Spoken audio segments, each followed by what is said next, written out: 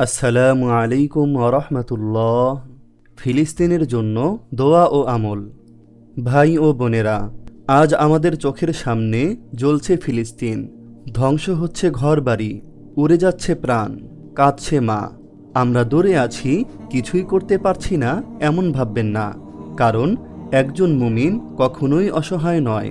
তার দোয়া আসমান কাঁপাতে পারে, তার কান্না আল্লাহর আরশ পর্যন্ত পৌঁছতে পারে।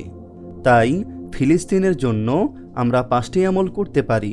তা হলো, নম্বর 1, একান্ত মনে দোয়া করুন। এই দোয়াটি বারবার পড়ুন।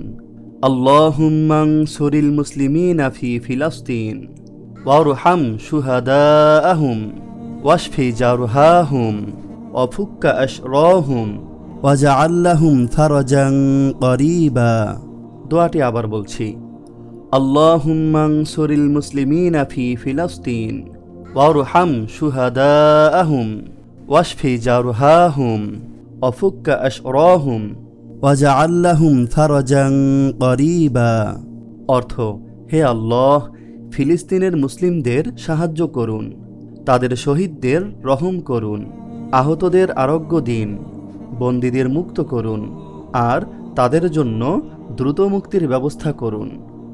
নম্বর 2, নামাজের পর ও তাহাজ্জুদের সময় দোয়া করুন। নামাজের পর, বিশেষ করে তাহাজ্জুদের সময় দোয়া আল্লাহর কাছে সবচেয়ে বেশি কবুল হয়। এই সময়টি হলো এমন এক মুহূর্ত যখন দোয়াগুলো আসমানে উঠতে কোনো বাধা থাকে না। আপনি একাকী চোখের পানি ফেলে ফিলিস্তিনের ভাই বোনদের জন্য দোয়া করুন, তাদের কষ্ট যেন আল্লাহ লাঘব করেন, তাদের রক্ষা করেন, শহীদদের জান্নাত দান করেন। নম্বর 3, সামর্থ্য অনুযায়ী দান করুন। ফিলিস্তিনে প্রতিদিন অনাহারে মরছে শিশু, ঔষধের অভাবে কাতরাচ্ছে মানুষ। আমরা যদি সামর্থ্য অনুযায়ী 10 টাকা 20 টাকা দান করি, সেটাও তাদের জন্য হতে পারে জীবন রক্ষাকারী উপহার। রাসূল সাল্লাল্লাহু আলাইহি ওয়াসাল্লাম বলেছেন, সাদকা কিয়ামতের দিনে ছায়া হবে।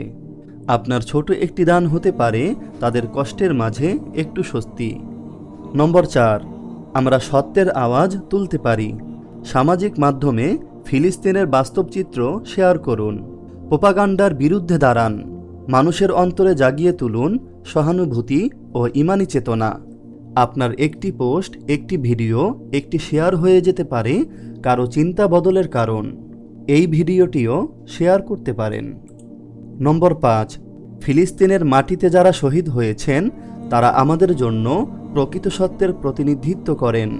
তাদের আত্মত্যাগ আল্লাহর রাস্তায়, ইসলাম ও মানবতার জন্য। আমরা তাদের জন্য দোয়া করি। আল্লাহুম্মা গফির লাহুম ওয়ারহামহুম ওয়াজআলহুম মিন আসহাবিল জান্নাহ। অর্থ: হে আল্লাহ, তাদের পাপগুলো মাফ করে দিন, তাদের আত্মাকে শান্তি দিন এবং তাদের জান্নাতে সর্বোচ্চ অবস্থান দিন।